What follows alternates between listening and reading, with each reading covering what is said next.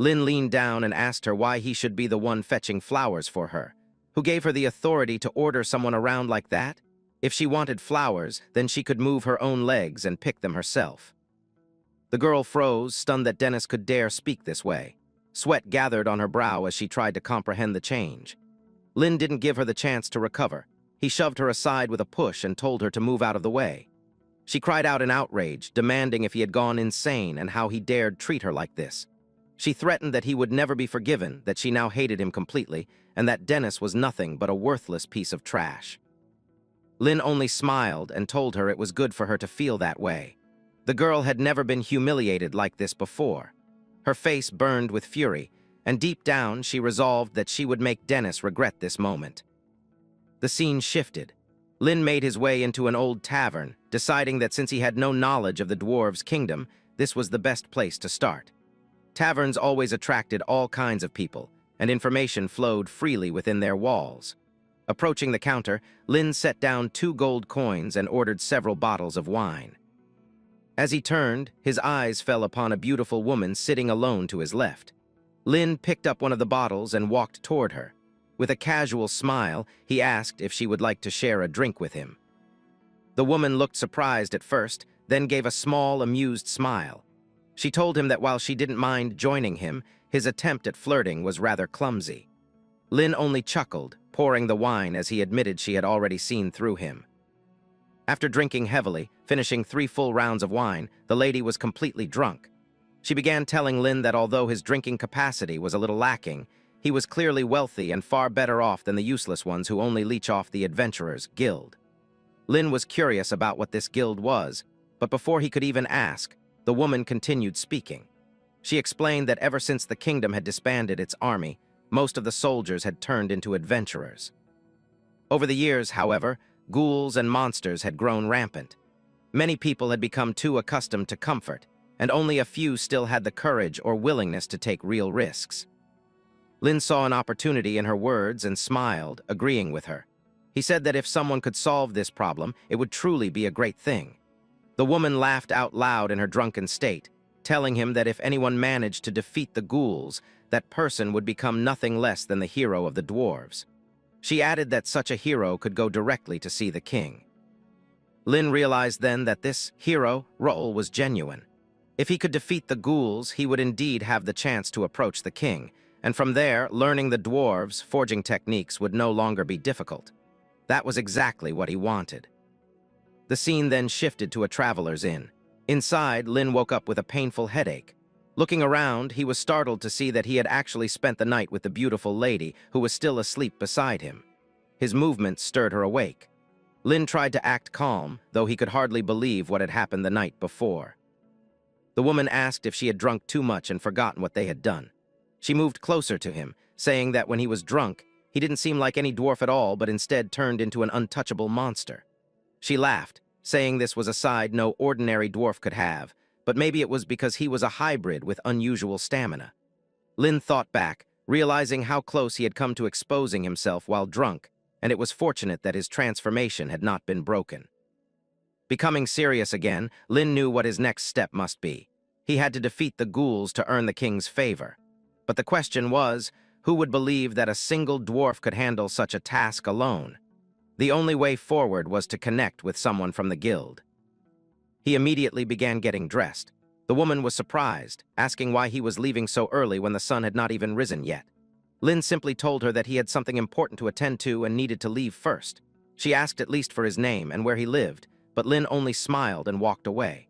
This made the lady even more restless. She called after him not to go, saying she had never had this much fun before and had never felt like she was in heaven until last night. By morning, Lin stood in front of a massive building, the Adventurers' Guild. The place seemed unusually quiet, and he wondered if it was even still active. Still, he entered and soon met 2 dwarves inside. They asked if he wanted to join the guild to hunt ghouls. The second dwarf seemed pleased, saying it was always good to see young people with ambition, and they warmly welcomed him to their Carmen guild. Though the guild was quiet, it was the only one in the kingdom, so Lin had no other option. Since ghouls were exceptionally powerful, one of the dwarves asked if Lin had any abilities he could demonstrate, just to prove he could hunt.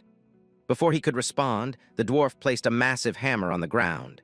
It was the wielding iron hammer, a weapon capable of granting the user a full-body layer of steel protection. Lin moved through the forest alongside the other adventurers from the Guild of the Dwarfs, their boots pressing softly into the damp ground. Both he and the others wondered aloud why no ghosts had appeared so far. The entire area was unnervingly quiet, even though the forest was thick with fear and a dark purple miasma that drifted through the air like heavy fog. They whispered among themselves, joking nervously about how the ghosts must now be afraid of their companion Dennis, not realizing that Dennis was actually Lin in disguise. They did not know that the one walking with them was someone to be feared far more than the ghosts themselves. As the party advanced, the scene around them began to shift. After some time, shapes flickered in the gloom and 3 ghosts appeared ahead of them, while several more crept behind in the shadows. Yet as soon as the spirits caught sight of Lin in the form of Dennis, they froze. A wide red aura radiated from him, thick and sharp, his killing intent plain in the air. Even an inch closer and the ghosts sensed they would be cut down instantly. The moment they realized the threat before them, the ghouls turned and fled, running back into the deeper parts of the forest from which they had emerged. The adventurers stared, confused by the sight. They whispered among themselves, wondering what had just happened. To them it looked as though the ghosts were mocking them, but Lin understood the truth. The ghouls were not weak or reckless, they were clever, and they had chosen to run the instant they recognized a power they could not handle. Soon the adventurers emerged from the tall grasses that had been covering their path, keeping low in an attempt to shield themselves from the spirits. Yet as they stepped out, the purple miasma thickened and coiled even stronger than before, pressing in around them. Many more ghouls emerged from the deeper forest this time, their forms shifting in the haze. With them came another presence, stronger and heavier, the leader of the ghouls, the true cause of the forest's haunting. The low-ranked adventurers panicked at the sight, their faces pale as they saw the horde gathering before them. They hissed at Dennis to get down and hide too. This was no small skirmish. This was a full horde, dozens of ghouls, perhaps even triple or quadruple the numbers they had ever seen before, moving as one under their leader's command. Fear rolled off the adventurers like sweat. But then Dennis spoke, his voice calm and steady. He told them not to hide, but to stand and fight, because defeating the ghouls would bring them rewards. The adventurers tried to stop him, stammering that ghouls always attacked in hordes and could not be faced head-on. Yet the boy would not stop. He apologized to them, not for what he was about to do, but for ignoring their pleas. He knew he had the strength to overpower them all. In the next instant, Lin leapt into the air. He drew the sword Dennis had been given and faced the screeching ghouls. Their harsh cries tore at the air, a sound meant to weaken the will of any fighter. Yet it did nothing to him. He cut into them without hesitation, hacking and slashing his way through the mass until the ground was littered with critically damaged spirits. The adventurers could only stare, their mouths wide open, their eyes round with disbelief. They whispered to one another in confusion, asking who Dennis really was. This display of power was not right in any sense. The monsters he fought were not mere creatures. These were ghouls, things even seasoned warriors struggled to kill. And yet Dennis cut through them as though he were slicing chickens with a kitchen knife. When the scene settled, the problem of the ghouls was gone. The spirits lay defeated, and their leader no longer stood among them. Dennis held the huge head of the ghoul leader in his hand like a grim trophy. With a calm smile, he told the adventurers they should return and inform the king of what had happened. Shame flushed their faces as they realized how little help they had been. The adventurers could not help but smile as they left the haunted forest. Even though they had not lifted a hand in the battle, they knew that because of Dennis their guild's name would now spread throughout the region. They would be credited for solving the ghoul problem, and their standing would rise. They immediately agreed to everything Lin proposed and began the march together toward the Dwarf King's palace. Morning light broke over the city as the scene shifted. The palace itself came into view, not a towering citadel but a vast 2-story mansion of dark stone and carved wood, large enough to house 20 or 30 people comfortably. It was imposing nonetheless, with tall doors and guards stationed at every entrance. As Dennis and the group approached, a line of soldiers stepped forward and blocked their way, announcing curtly that the king was unwell and could not receive visitors. The dwarven adventurers bristled at this. They had proof that the ghoul infestation had been dealt with and wanted to show it. They argued with the guards, saying that if the palace needed proof, they would present it and demonstrate that the threat had been removed permanently. Yet the soldiers refused to yield.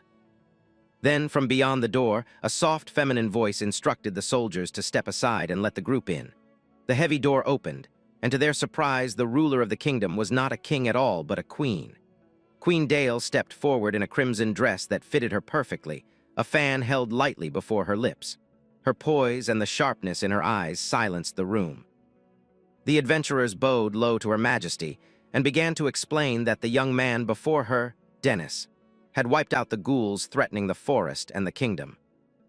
As soon as she heard the name Dennis, the queen's eyes widened slightly. Behind her fan, she hid a small, knowing smile. It was clear she recognized the name or the person and that she sensed an extraordinary presence about him. Dennis did not look or feel like any other dwarf she had met. His aura was entirely different. Queen Dale listened and then announced in a clear voice that the guild rewards would be arranged later. Someone from the palace would deliver them directly to the guild hall. For now, only Dennis was to remain. The rest were to leave immediately. The adventurers were more than satisfied with this, thanked the queen, and departed, still happy about their promised rewards. Left alone, Lin saw his chance. In the guise of Dennis, he said he did not desire gold or ordinary spoils as a reward. Instead, he wished to learn the craft of forging.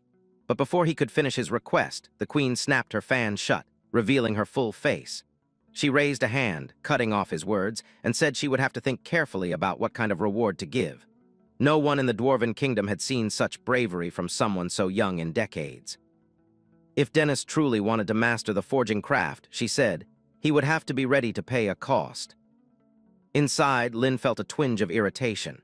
After all he had done that day, his heroism still was not being acknowledged. He had fought only to gain the right to learn forging, yet here he was being treated like a petitioner. The queen noticed the look on his face and gave a small, enigmatic smile. She told him not to misunderstand her. But then, with a flick of her fan, she mentioned a rumor that Dennis had spent the previous night with her sister. For that alone he should be punished, she said, but considering that he had rid the kingdom of its ghouls, she would let it pass this time. If he wanted to learn forging, however, they would have to discuss other, more personal terms. Lin froze, trying to make sense of her words. He remembered the blonde lady from the night before and realized what the queen was implying. He also realized he was being framed.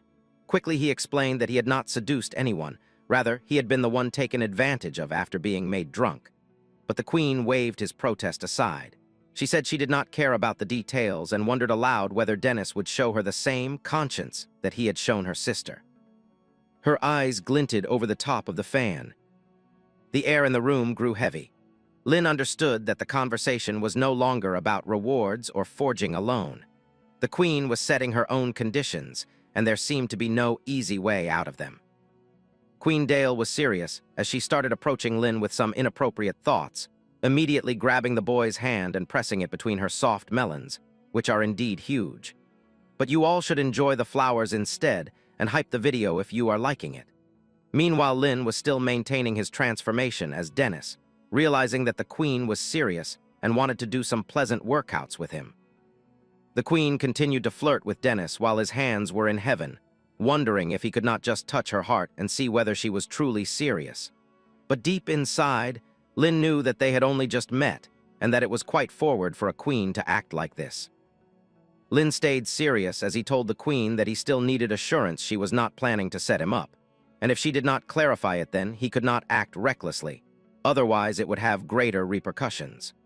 The queen simply smiled, explaining to Lin that even if he wanted to, he could not act recklessly toward her because she was the queen of the kingdom. Of course, the lady did not know who Dennis actually was or what kind of monster he could become once he transformed back, but for now things continued. Queen Dale told Dennis that she did not care and just wanted a good experience, because the king of the throne was about to die in the Darwin kingdom, and she was going to be the new queen soon. She wanted to find a handsome boy to be her king, and according to her, there was no problem with that. As Dennis was quite muscular, and according to her sister, packed a punch down there too, there was no problem with anything. Continuing, the queen also told Dennis that the king had lost his stamina before even getting old because he had been reckless and messed around every day when he was young and had not trained, so his stamina vanished. All this conversation resulted in the final fact that the queen wanted to have fun, and if Dennis wanted to increase his forging skills with the Darwin equipment, then he would have to listen to the lady.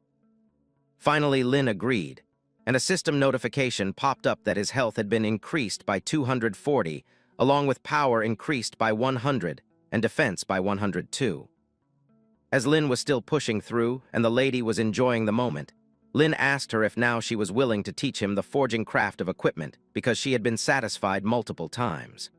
But suddenly, while they were continuing their workout, a soldier came running inside the queen's room without knocking first and announced that the king was now in bad shape, and they thought that he had deceased. Before the soldier could even finish the sentence, he was completely flabbergasted, face full of red, wondering what had happened. But the soldier knew his place, and that he could not just ask the queen what had happened. He stayed flustered while he knelt in front of the queen, asking her to go and take a look because the king was not well. Queen Dale immediately got up in her translucent dress while she smiled devilishly, realizing that the day was truly a double blessing for her because she had two great events non-stop. Meanwhile, Dennis got back and started dressing himself, telling the queen that he would head back to the guild first and come to find her later. But the queen stopped him, telling the boy that he had to come with her as the palace would be his home from now on, and he would be the new king while Queen Dale was the new queen of the kingdom. Lin wondered how he could become the king when he still had many things to do. As the scene shifted, many attendants came inside the king's room while the queen was also present. The king was nothing but a frail old man who had no life left, and it looked like he had been lifeless for quite a while. Lin immediately looked at the king and realized that the old man must have been lifeless for a long time and was just being kept in the bed as a figurehead. As the queen realized she had been exposed, she told Dennis not to look at her like that or else she was going to do something more exciting. She started explaining that Queen Dale was not the king's first wife, and he had only forced her to marry him 10 years ago when he was already old and already unable to rise again and walk properly. So his death was quite imminent. That was the reason why the queen was so anxious to find someone powerful to be her king instead. The queen immediately told Lin that she had to take care of the coronation ceremony in the next couple of days, and until then the boy should be free to explore the palace as much as he liked. Lin formally agreed to the queen, and hearing that, the lady hushed him, telling him that he did not have to call Queen Dale as queen anymore and instead call her his darling with compassion. Even Lin decided to reluctantly go along with the queen for the sake of the magic tool, calling the queen his darling. A few days later, we come to know that Lin was standing in front of a huge treasury door. We come to know that after 2 days of soft and hard persuasion, day and night, the hard work of relentless nights finally paid off, and Lin got the key to the magic tool storage from Queen Dale. Even when the dwarves had not forged any magical tools for decades, they should still have some stock left for emergencies. According to what the queen had told Lin, he got near the lock and started twisting the key, which took 2.5 turns to the left and then 2.5 turns to the right. After that, the final 2 turns to the left, and it was open. But before it was completely debarred, Lin would have to sing some folk songs and perform some ancient dances. Finally, after it was done, a crimson eye opened in the middle of the treasury door, and it started opening with a creaking noise. As soon as the gate opened, Lin, in the form of Dennis, had utter shock on his face because the whole place was completely empty. It was then that the boy realized that the treasury had nothing because probably the lazy king from before had been living off the past for years and sold all the magical tools because he just wanted to have fun. There was no wonder that everyone was living so comfortably because the money was never an issue due to the high-level equipment. But suddenly, as Lin started looking around, he saw a storage box where multiple dwarvian armors and equipment were kept. Lin wondered what the equipment were and started scanning. One equipment was a light green armor, which looked old and dusty, and as the system notification told Lin, he came to know that it was a life armor that survived by absorbing the host's blood. It possessed extremely strong defense and a protective awareness capable of autonomously detecting enemy attacks and activating defenses. Along with that, the equipment also included the cursed blade, which was forged from the spine of a demon dragon. The wielder's obsession increased its power, making the blade even stronger and more terrifying, and more power could be unleashed due to the user's obsession. Along with that, the last equipment was a pendant which was the eye of the dark spawn that comes from creatures of unknown origins, and after their death, they are taken by the dwarves. It can use magical forging abilities to create an eye that can see all things, but it also had a controlling nature, and Lin should be careful to not get controlled by it. Lin started looking at the armor, wondering if this was the true power of the dwarves. It was not about forging weapons anymore and felt more like creating life itself, which was sentient. Lin wondered how the armor would behave after getting some fresh blood so that it could work. Lin bit his tongue and dropped a few pieces of blood onto the armor, and as soon as it happened, the armor started acting vigorously as if it attacked Lin, but in reality it was being absorbed by the boy, and he was getting insanely powerful by it, slowly but surely. Lin was absorbing the armor, and he came to know that this armor had 3 forms, one of which had a humanoid look, the second one was bulkier, and the third one was the sturdiest of all, which consumed the most blood. After Lin deactivated the armor, it started getting sucked inside a pendant which was handy and emanating a green color which suited the goblin leader. It was a crystal-like thing, and Lin took it out in his hand, looking at it and wondering how high the defense level of the armor actually was. Now it was the turn for the demon sword blade. As soon as Lin took it in his hand, before he could even lift it, he started feeling the sense of oppression coming from the sword.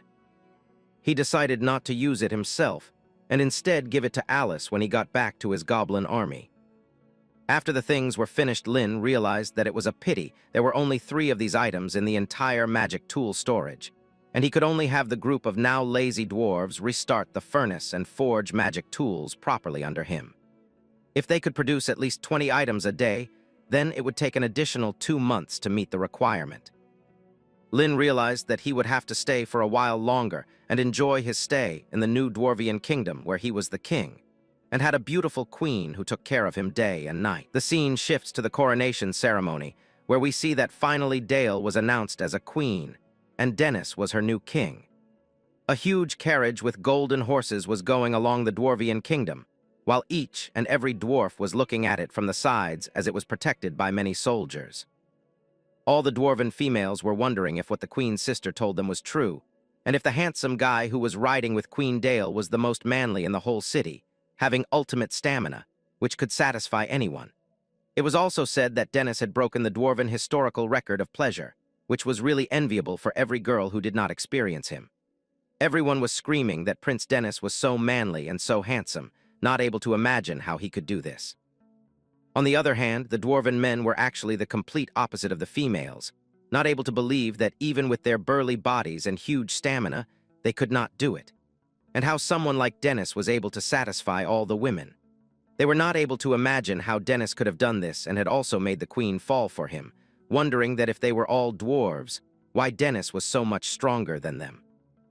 On the other hand, our boy was looking at everyone, getting happy that the goblin's racial advantage was doing quite good for him. But suddenly someone came in front of the carriage of the queen, and she started stopping it. We see that it was the gold digger girlfriend of the real Dennis, who started accusing our boy that he was just a big-hearted playboy who not only falsely promised her, but now also lied to her that he loved her. The girl was rambling on, and while the queen was getting annoyed, asking Dennis about who she was. But Lane, in disguise of Dennis, told the queen that the girl in front of them was just a gold digger who did not deserve the love that Dennis gave her.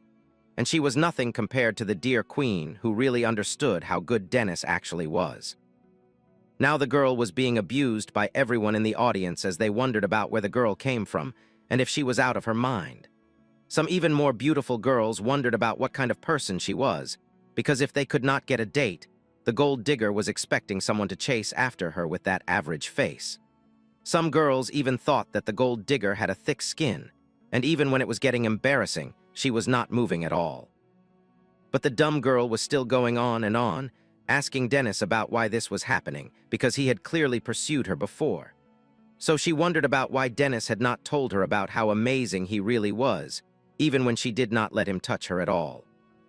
The gold digger was rambling on that she was being betrayed, and even after she had taken the initiative to win Dennis back, the boy was full of attitude and having unrealistic expectations from her.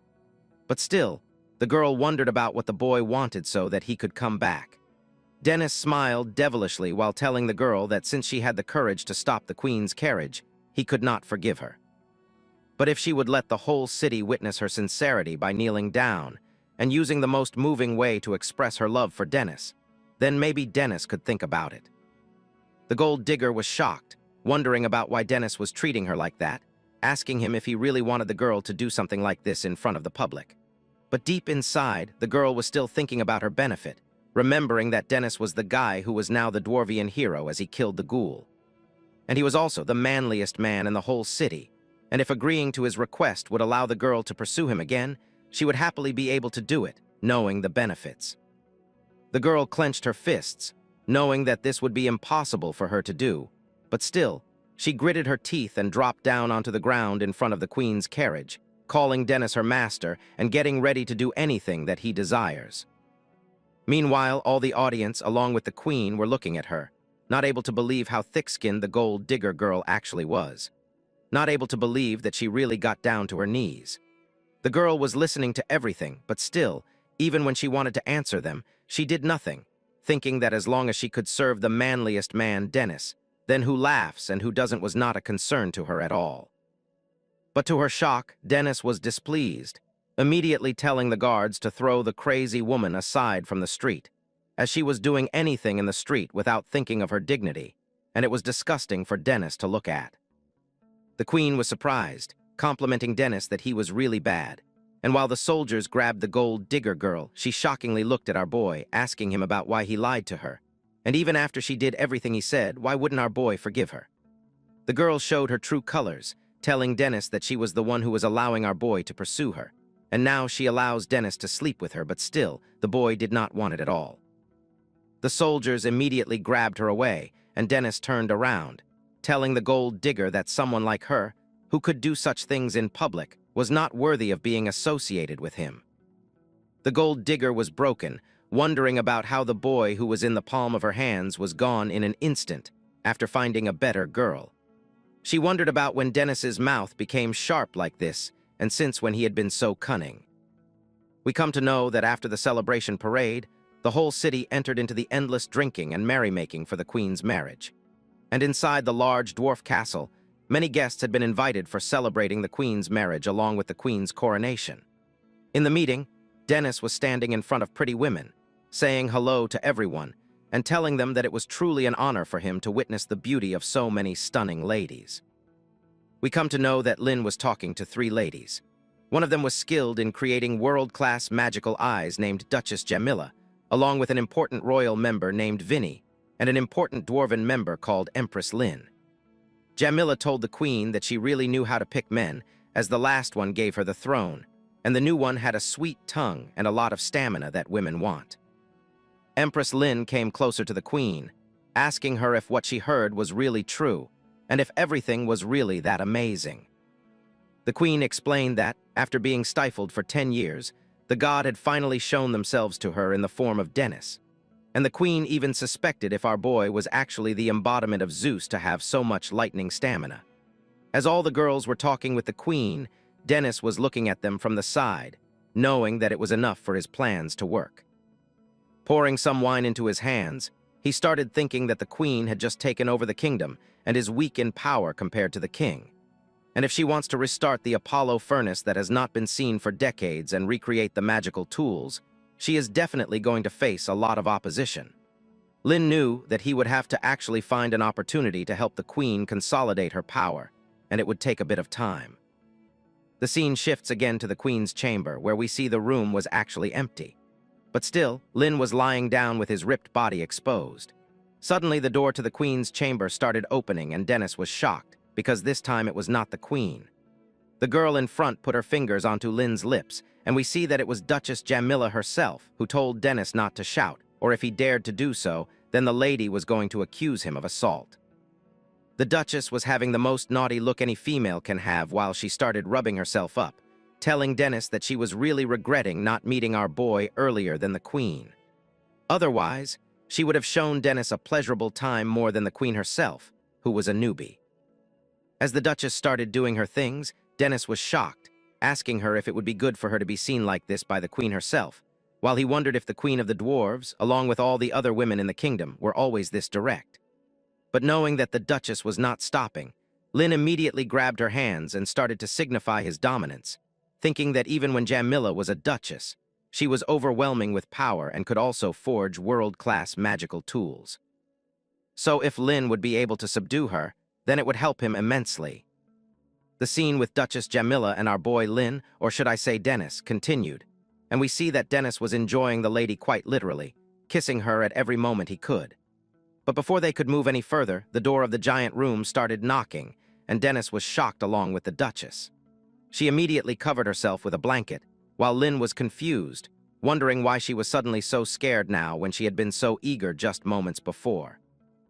Dennis opened the door and was greeted by two other noble ladies, who wondered if the Queen was not in the room because they had been told the Queen needed something to discuss with them. But they had not been able to find her.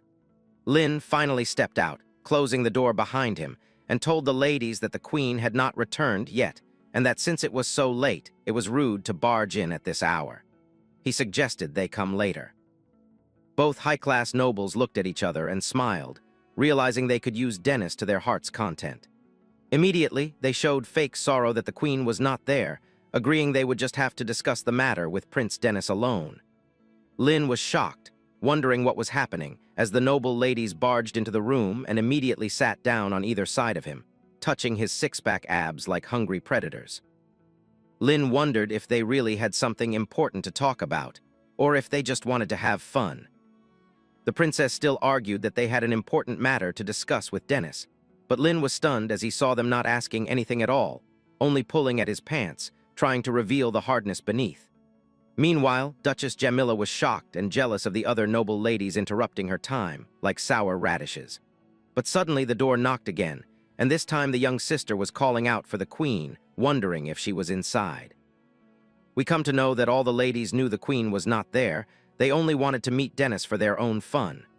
Everyone was shocked at the repeated interruptions, and both noble ladies got the same idea as the Duchess, lifting the blanket and climbing inside, thinking no one would find out.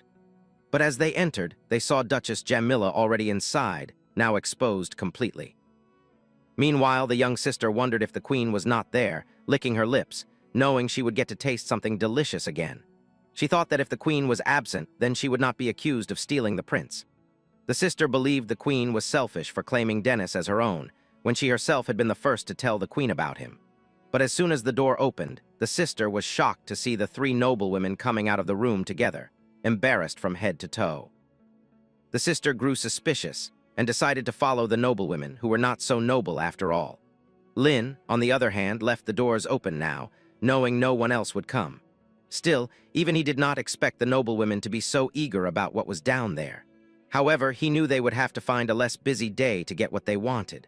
For now, he knew it was time to move forward with his plan concerning the Queen. As the scene shifted to the following night, when the Queen had returned, we saw a passionate workout session between Lin and the Queen as they moved with friction again and again. The lady softened herself, while Dennis touched her cheeks, explaining that he had a matter concerning the future of the kingdom to discuss. The Queen immediately wondered if Dennis could not have chosen a better time for such matters than during such intense exercise, but Lin continued regardless, explaining while she blushed and listened. He told her that their kingdom's strength was weakening, and they should restart the Apollo furnace to mass-produce magic tools to strengthen their national power. The Queen was shocked, suddenly brought back to her senses, knowing that restarting the furnace would not be easy. It had been sealed for many years. Moreover, forging magic tools was not simple. The process required magical resources, enchanting, and the blessings of noble deities for success. The Queen knew that for mass production, they would need to mobilize the entire nation. But since nobles and commoners had lived comfortably for so long, they had grown lazy and unwilling to work. She also knew that, as a newly seated queen, she could not issue such a big order. Otherwise, she feared she would lose the people's support. Dennis then spoke again as the Queen calmed down. He explained that he had a method regarding the common people. He knew all the dwarves in the kingdom were addicted to alcohol, so they could be promised a daily quota of free, high-quality wine if they participated in the forging. For the sake of such wine, they would gladly put in effort, since it would cost them nothing. Dennis moved behind the Queen, massaging her as he explained that this method not only showed her concern for the people, but would also help her establish her own prestige, which was a good thing. Lin knew that, as for the nobles, the Queen could leave them to him, because he could handle all of them with his intense workouts. The Queen enjoyed every movement, surprised that her new Prince Dennis cared so much for her while giving her such pleasure again and again. In the end, She could not control herself any longer, immediately pouncing onto Dennis, telling him he seemed even more captivating after she learned how much he truly cared for her. We come to know that Queen Dale's decree and the allure of fine wine were enough for the dwarves to ignite their passion and proceed as scheduled, creating magic tools with the help of Apollo, as it required mining, enchanting, and forging with the blessings of the noble gods to succeed. The forging methods of various magical tools were still clear in the minds of the dwarves even when they were drunk. To master the dwarf forging techniques, Lin was actually going into the mines himself actively, and knowing this fact, all the females also gathered in the mines. Even the boy never thought that he would have this much trouble working, but for the plan, he could only endure and keep working. As the scene shifts, we come inside the castle. There, both our boy Dennis and the queen were eating together, where the queen was actually complimenting her boy because she did not expect Dennis to be so outstanding, even mining the minerals personally. With the boy's example, the skilled craftsmen would surely follow suit, thinking that it was an insult to them that a newcomer was working so diligently. But Dennis was sure and told the queen that this was something he must do so that he could learn it. Suddenly, the boy grabbed the queen's hand calmly, telling her that since it was the first day of mining, and even though the royal family was covering all the drinks in the city tonight, just to be safe, Lin thought that he would go on a tour to reassure and encourage everyone so that they wouldn't complain. Lin also knew that if he went there, it would help avoid affecting the progress of the magical tool forging. But Dale was concerned, realizing that it was too late and something could go wrong. She wondered what Lin could do if he encountered danger, but the boy just smiled at her concern, telling the queen that if he was the one who had made short work of ghouls, who else could possibly hurt him? As the scene shifts, we see that Lin was near a bar. After talking to all the dwarves, he decided to be on his way, telling everyone to drink up as much as they wanted, but to be sure to work hard because they would have to live the good life they desired after honestly working. The dwarves were all happy, thanking Dennis because of him they now had endless work and never-ending fine wine. They assured our boy that with the drink and the work, they would definitely do their best. Even Lin realized that the fine wine strategy was effective, and he could finally set his worried heart at ease. But just then, Lin noticed another bar, the last for the night tour, but he saw that it was a completely wrecked one with spider webs all around, wondering if many people came there usually since the place was so remote. As he had been tired all day, he thought that it was just right to have a drink and take a breather. So he opened the door, and as soon as it opened, a female voice with a pleasing tone welcomed Lin to Peggy's tavern. She asked our boy if he would like a glass of rum or brandy. But now that Lin had finally entered the tavern, something felt off because it was filled with only females. He knew that previously the taverns were mostly filled with men, and even though male and female dwarves were known for their love of alcohol, the boy knew there shouldn't be a lack of women elsewhere. Now Lin realized where all those women had gone, knowing that the whole female population was concentrated in this bar. Lin knew that he would have to go, so he immediately turned around and tried opening the door, but he saw that it was closed and locked. Lin screamed, asking the ladies why they had locked it. The females immediately grabbed Lin and asked if he was tired from work and wanted some water because he looked thirsty. They grabbed the boy, got a chair, and made him sit while the whole audience of females watched him. The bartender, Peggy, grabbed a huge bottle and came toward Lin, telling him to try the oolong tea they had on offer because it was really, really delicious. The females started pouring the tea into a glass, telling the boy to try it because he would definitely like it. The bartender was laughing, and Lin did not know what to do. But as Lin chugged the whole tea down, many females were happy that he did it in one go, praising even this small thing about our boy. After he drank, the ladies started smiling devilishly, and we see that Lin suddenly let out all the heat from his body, turning into a flamethrower, while all the females wondered what was going on. Lin was feeling all hot and sweaty, wondering what was happening inside his body because it was not normal urges.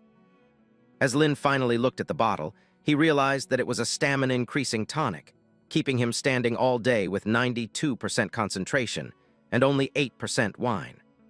After that, the boy knew that he was in big trouble because now all the females were looking at his long-lasting stamina while licking their lips, knowing that they would enjoy everything that was going to happen. After Lin became completely unconscious due to the effect of the drink, he slowly opened his eyes after a few hours. As soon as he woke up, He wondered what was going on because he woke up on a bed full of women, somehow still dressed after they had done all the workout they could muster. All the females were satisfied from the sweat and pleasure that the workout gave them, sleeping along with Dennis so that he wouldn't feel bad. The boy immediately got up and dressed himself while his legs were shaking because it was leg day. We come to know that Lin trained with 20 women, and now he was afraid that he might end up killing himself playing this stamina game. Even though he thought it would be a piece of cake, it was not, and it took a toll on his body. As the scene shifts, we come to the Queen's chamber once again. The Queen was actually really sad because it was all her fault for not stopping the boy from going out last night. In that sense, the Queen was the one who had harmed the boy and not anyone else. We see that Lin was completely crippled and looked like dried grapes while he told the Queen that he felt like he couldn't go on anymore. But the Queen was crying, telling him that he would have to hold on and not leave her because she still wanted to enjoy a lot with him. After listening to that, Dennis was completely unconscious, and his soul almost left his body but was grabbed back. As the scene shifts, time passes, half a month later, and we see that it was now that Lin could finally get out of bed after all this. We see that Lin had actually time-traveled into his future body because he couldn't wait for 6 months. It was the first time for Lin being so miserable that he almost died. He decided to simply simulate the life directly, quickly take the magic tools, and leave this damned place. But as he opened the simulation system, he realized something and slammed his fist, knowing that he had almost forgotten there was one most important thing to take care of. As the scene shifts, we come to the main forge, which was used by the dwarves to create magical weapons, and it was running at full capacity. We see that Dennis was overseeing all the matters as he stood in front of an anvil where a weapon was being forged by a giant hammer. It was being done by the chief forging master named Bill, who told Prince Dennis that he looked much better, and now that he was well, it had really boosted the morale of the dwarves as everyone was working twice as hard. Lin, though disguised as Dennis, bowed down in front of Master Bill, telling him that he was really satisfied with the progress they were making. But this time, Lin told the master that he would like the chief to personally take action and craft for him a special magic tool for specific circumstances. The chief wondered what purpose the prince had for such a special magical tool, and Lin grinned with a wry laugh while he told the dwarf that he wanted to use it to deal with the strongest guys on the mainland, which included the undead faction along with the Holy Temple. These two factions had always been difficult to deal with, and that was also known by Chief Bill. He wondered how the prince actually had the courage to confront them directly, even at such a young age, and even when the strongest on this continent were the dwarves, but they were secretly hidden, while in the mainland, the Holy Temple and the undead were dominating. Dennis's idea of defeating them was not wrong, and it was indeed necessary to prepare a special weapon to face such strong factions. Master Bill told Dennis not to worry and promised that he would give him a satisfying magical tool capable of doing his work. Hearing that, Dennis somehow hid his smile and just bowed down in front of the craftsman, leaving it all to the master of the craft. As the scene shifts, we come to the treasure vault once again, where we see Dennis smiling smugly, realizing that the most important part of the plan was in place. So now all he had to do was ensure that everything was foolproof and nothing would go sideways. He immediately called out to the system, telling it to start simulation life, and the system finally activated the simulation life system for the current storyline of the Dwarvian Kingdom. It told Lin that he had endured countless hardships and successfully arrived at the Dwarvian Kingdom. Lin had also become a popular figure among women, favored by the queen and women across the country. However, due to his overwhelming charm, Lin was crazily besieged by women, nearly exhausting his energy to death in the tavern. To save his life, he would have to stay determined and keep staying in the palace to study the art of forging with Duchess Jamila. As time went by, the production of magical tools in the first month reached an astounding 700 pieces, but in the second month, the female dwarves went on strike as they demanded that Lin share their hardships because not a single one of their husbands was coming home. They were just drinking and working in the mines. For that, Lin would have to compensate and offer himself for their satisfaction. The simulation gave Lin 3 options. The first was to agree with the females and share all those workout plans, which would give him a score of 100. The second option was to avoid it because Lin already knew how bad it could become if they worked out too much, which would give a score of +10. The third option was to just act freely as Lin wanted, which would give 30 points. Lin was now nervous, wondering what he should choose, because the first option was so deadly that he was afraid the females would drain him dry, leading to certain death. Even though choosing option 2 was safe, the females would definitely go on strike, and the progress of magic tool manufacturing would be ruined. Lin knew he could only gamble once, so he chose the third option. As the scene again turned into the simulation, we see that Lin tried to act freely and hired some miners and maids, but still, he underestimated the dwarves' tricks and almost lost his life. To avoid getting drunk at night, Lin started to rely on a large amount of hangover remedies to escape its clutches. After 3 months of wits and battles, Lin finally obtained 50 pieces of world-class magic tools, 1,000 pieces in total, including 700 pieces of Tier 10 magic tools and 250 of Tier 1. Lin had experienced the terrifying aspect of being a lord of stamina and luck for the first time, knowing that males also had to protect themselves when going out and not just expend all their stamina for workouts, as it could lead to certain death. The summary score of the system was 50 points out of 100 and a reward of 50 life points. Finally, Lin had made it to the end, and he decided to escape this hell. 3 months later, we see that Lin had time-traveled through the portal and got out into the future, looking at the warehouse where he had a room full of magical tools and armor. Lin was so proud of himself because he had used the power of national mobilization, which was indeed astounding. And fortunately, even when he thought he might resort to violent means, he didn't have to, as the dwarves were serving him willingly and even increasing their efficiency to the max. Even though there were very few legendary magical tools, producing over 1,000 high-level magic tools in such a short time was far beyond Lin's expectations in every aspect. As Lin was walking around looking at the magical tools, he noticed 2 rings glowing in completely different colors, one red and one blue. He realized they were space magic rings and wondered how such precious items were in his possession. But as he looked closer, he realized they were just copies, probably replicated by some dwarf craftsman. He decided to try out the effect of the red space magic ring first, and as he wore it and punched it into the air, a fiery whirlwind came out of the ring, which didn't even require any magic effort from Lin at all. He realized the effect was simply perfect, and after the ripple effect subsided, the ring also worked as an inventory. Lin was still thinking about how to get the magic tools out of the Dwarvian kingdom, but now with the space rings, he could finally execute his plan. He decided to leave the treasure vault because it was time to find Master Craftsman Bill. Lin wondered how the Master's surprise for him was coming along.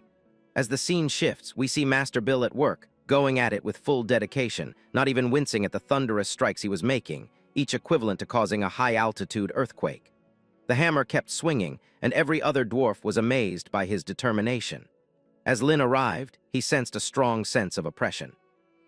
Meanwhile, the other dwarves started whispering to each other about how Master Bill was able to forge a half-moon-level magic tool from incomplete forging blueprints, and about how they needed only the final quenching. One of the dwarves wondered if the Master was going to use the extract of dwarven blood so that it could quench even better. Everyone watched as the Master took out the spear weapon he made and dropped it into a vicious-looking liquid. It was so potent that lightning was sent down from the heavens and struck straight onto the spear. It was so magnificent that the Master held it in his hands, and all the other dwarves knelt down in front of the magnificent lightning spear, while Lin realized that this powerful force belonged to a weapon that was called the half-moon grade magic tool. After the thundering was complete, Forging Master Bill told Dennis that this magic tool was specifically forged for him, as it was the Spear of Zeus.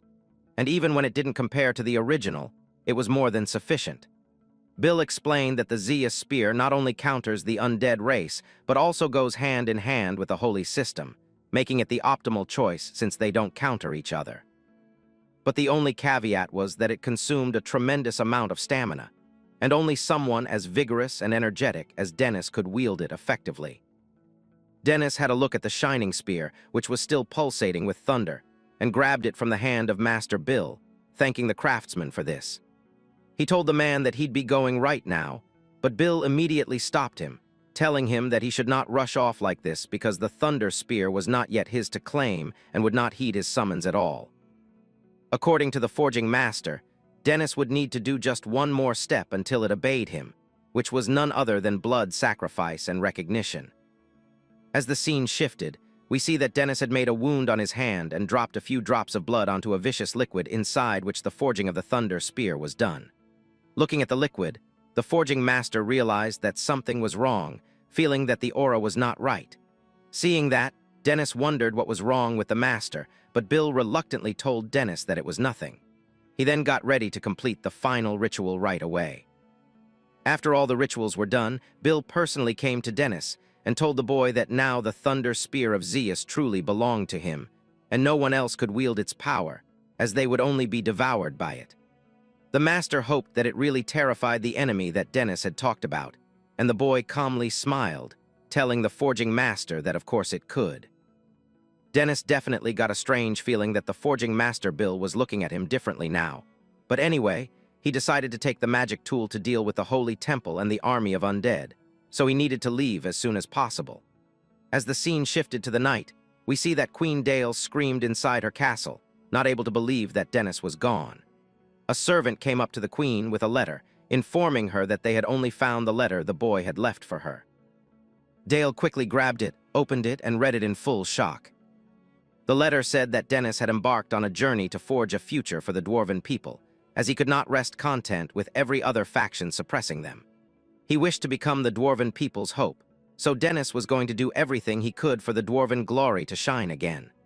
The letter told Dale to wait for the day the boy would return and that there was no need to search.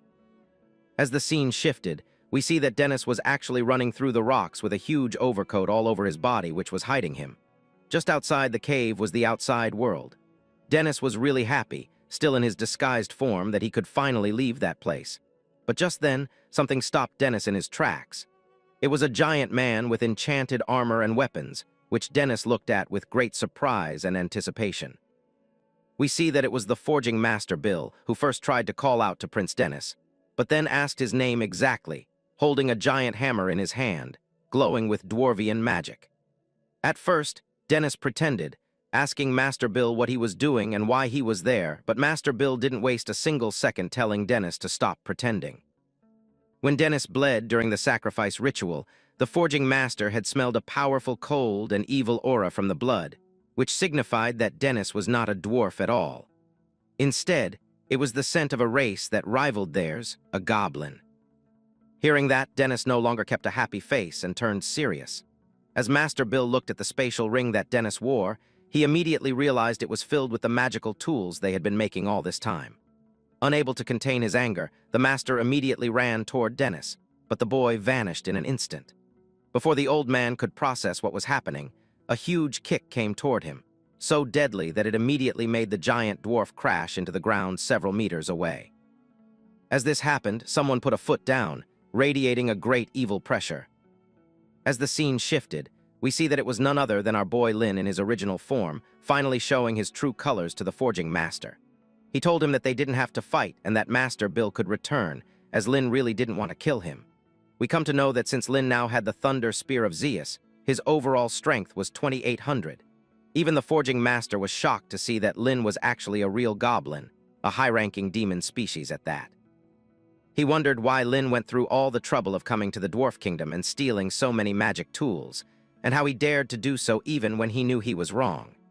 But Lin told the truth straight to the forging master, that whatever he had said was true, and he was going to use all the magic items to oppose the army of undead and the holy temple. It was then that something clicked inside the forging master.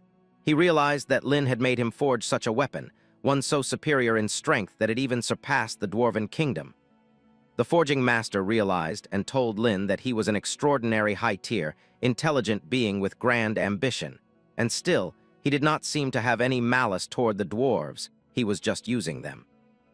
But Master Bill said that since Lin had made full use of him, now as the weapon craftsman, he would have to make some demands out of Lin too.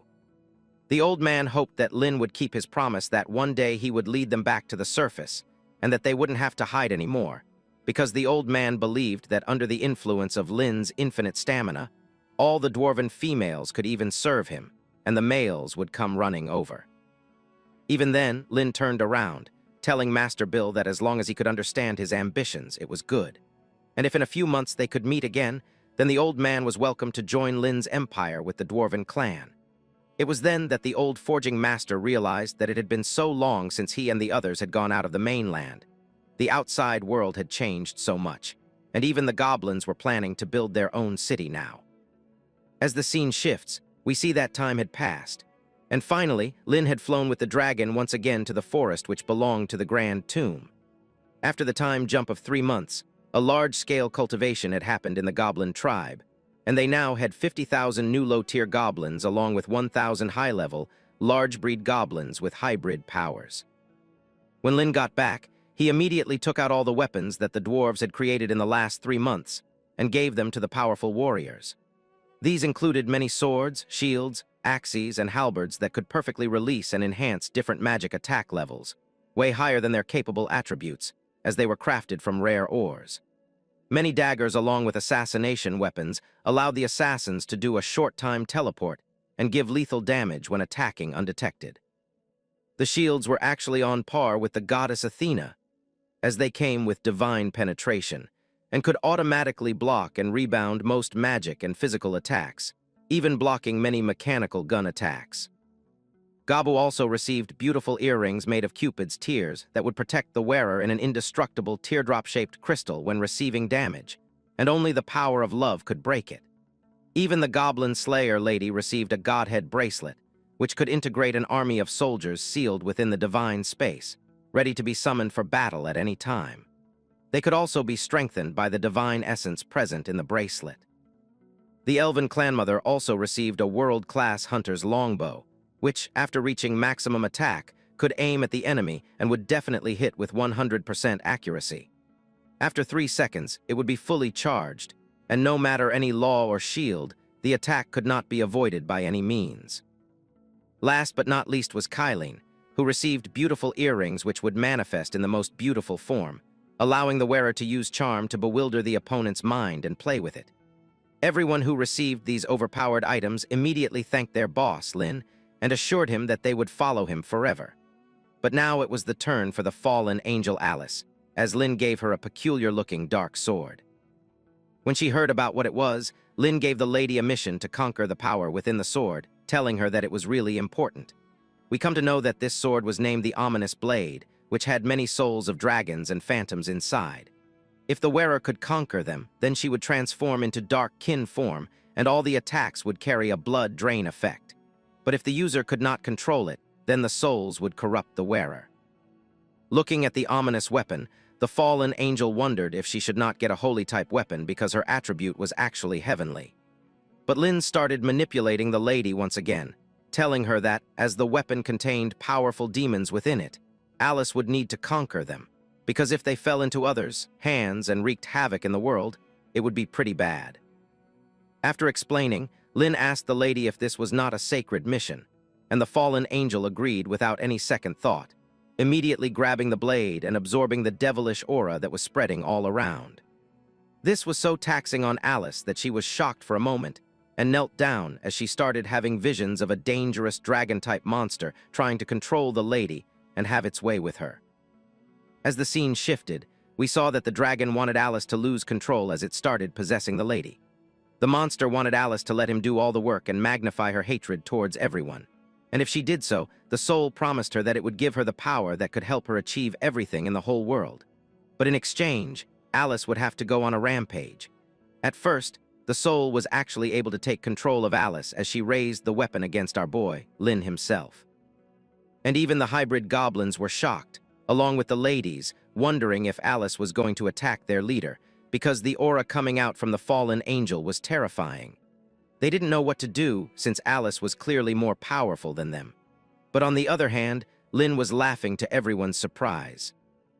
The boy was once again proven right when Alice came back to her senses for a moment, and the demon soul could not believe that someone was able to resist his control over an individual's body.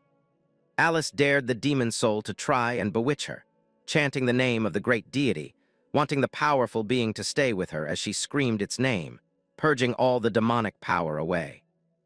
The souls could not believe that someone could resist their evilness, and finally, the ominous blade was in full control of the fallen angel Alice, who smiled before fainting, thinking that the gods were indeed helping her, and that this was the right choice she had made.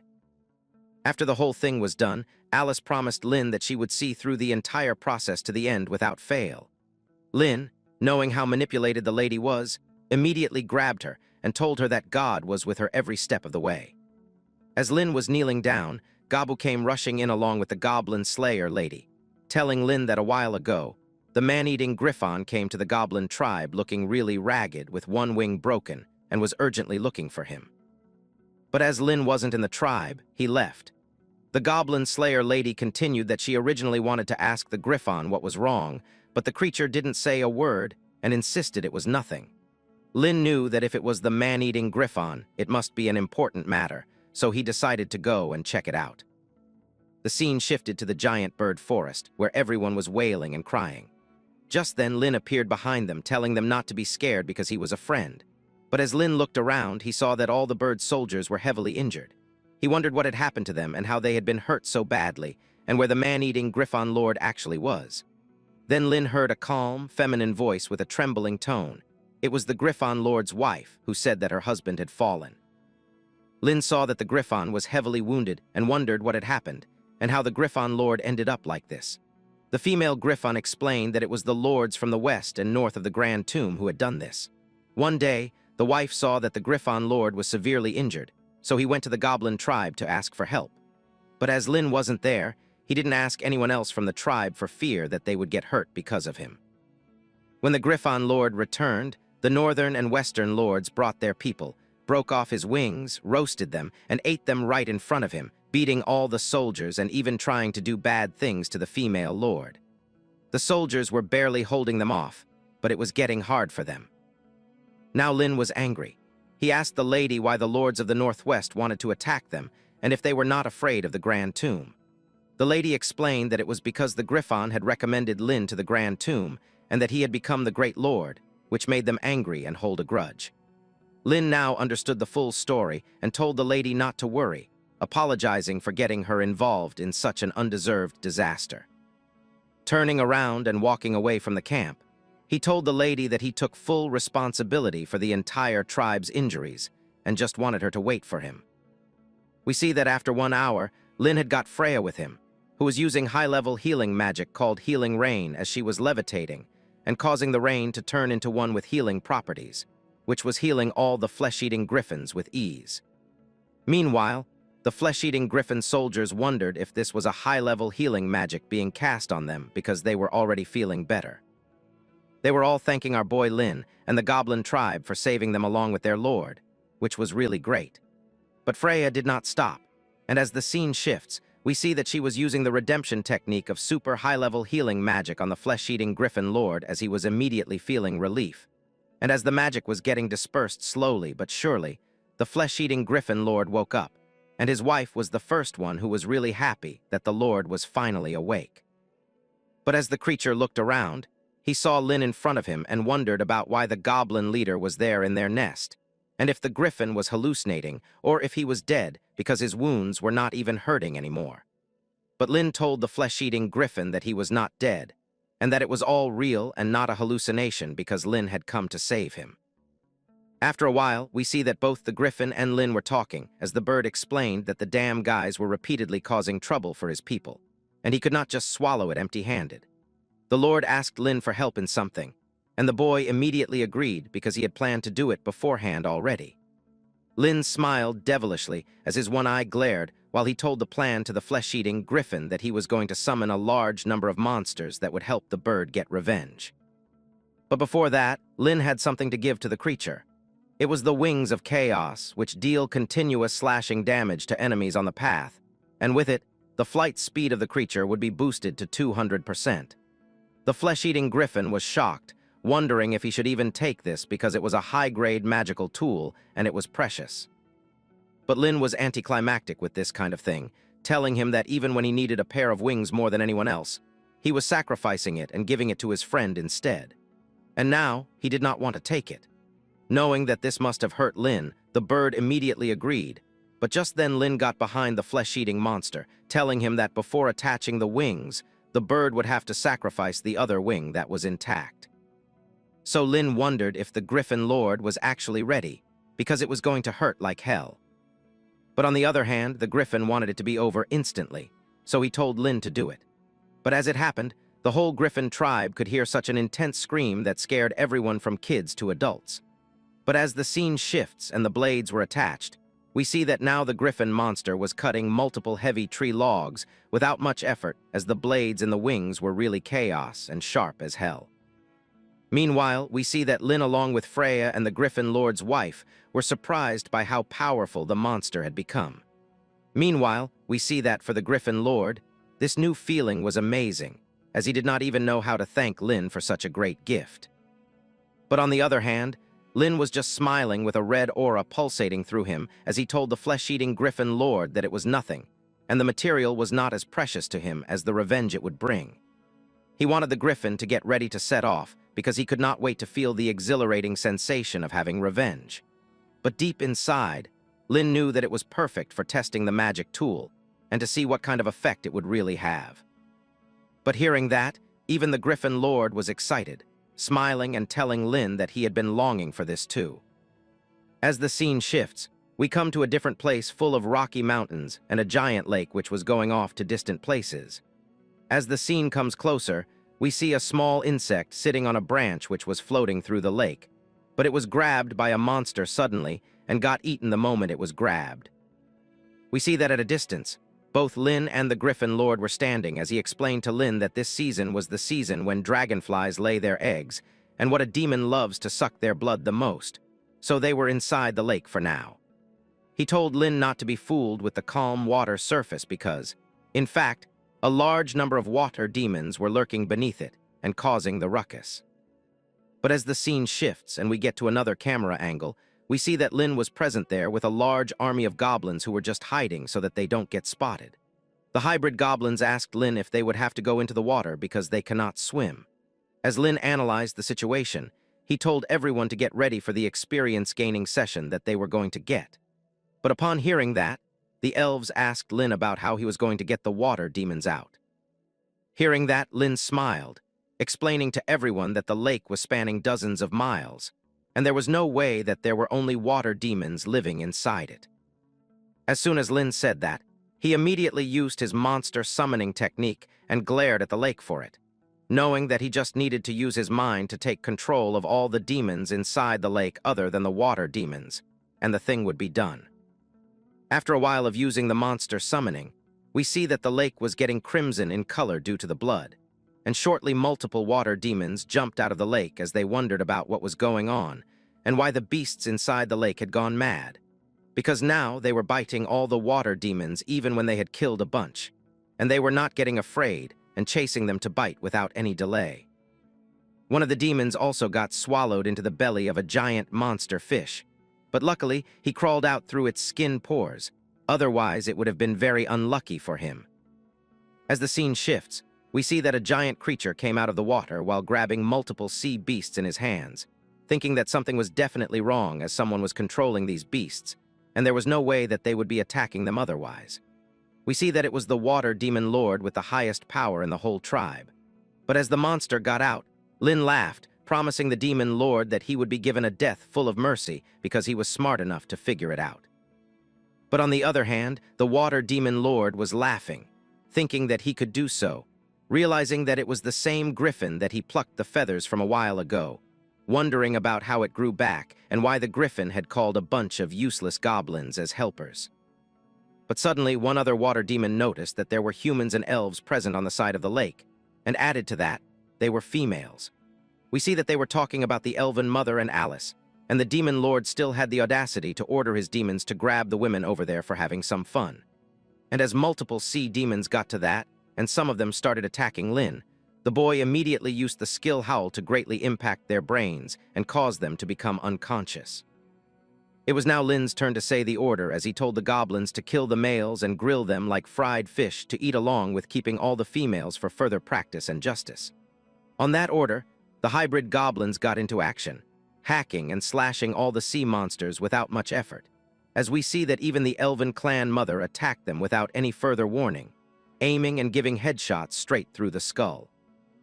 The water demon lord was shocked, wondering what was going on and how all his soldiers were down, Thinking that maybe the enemies were not actual goblins but another species in disguise, he screamed at all of them to stop, his face filled with anger. But to his surprise, he was the one who was stopped by a slash so sharp that it struck straight across his face. It was the flesh-eating Griffon with his steel blades, determined to make sure the demon would never forget what he had done to them.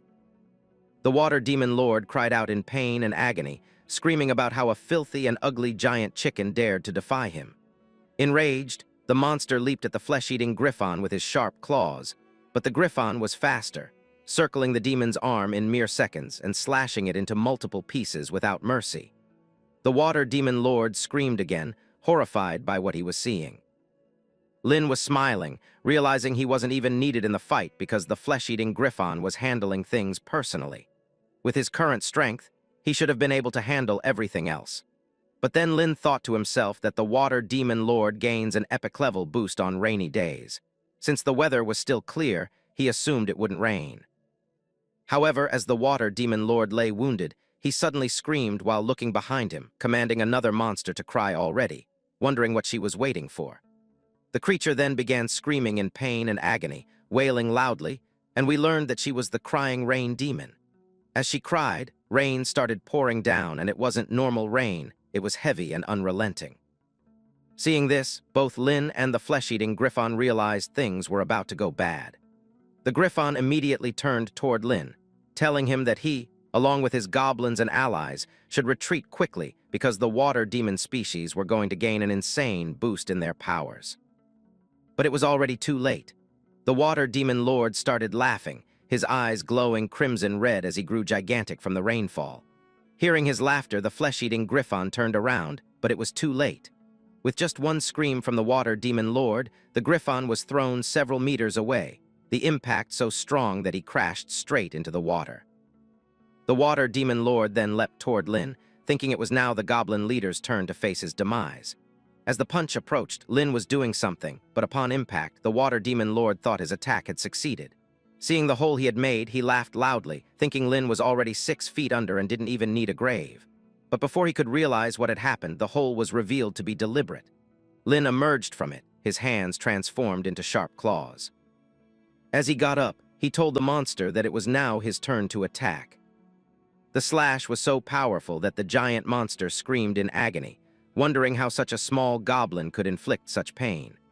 Lin had used the corrupted blood skill to morph his hands into devilish claws. Even the water demon lord realized that something was eroding his power from within, and his toughest scales were being cut apart. But for Lin, it wasn't over yet. He started spinning in the air, readying another attack, the same one the water demon lord had used before, but now in beam form. The monster was terrified, realizing that Lin was actually a frightening opponent who could easily pierce even the hardest scales of his body. The water demon lord knew he had to escape and quickly dove into the water to gain the immense speed boost of his element. The flesh-eating Griffon, however, stayed on his trail, unwilling to let the monster escape. But as the water demon lord fled, he called out to the lake ghost monster, begging it to come and save him. He knew that even if he got bitten to death by the monsters in the lake, it was still better than facing the goblin head-on. The Griffon, aware of the lake ghost monster's existence, immediately stopped his pursuit. The water demon lord ran off, and from the lake emerged a terrifying creature, pale white skin, multiple heads, and shrieking like a psychotic spirit, its entire body bound by chains.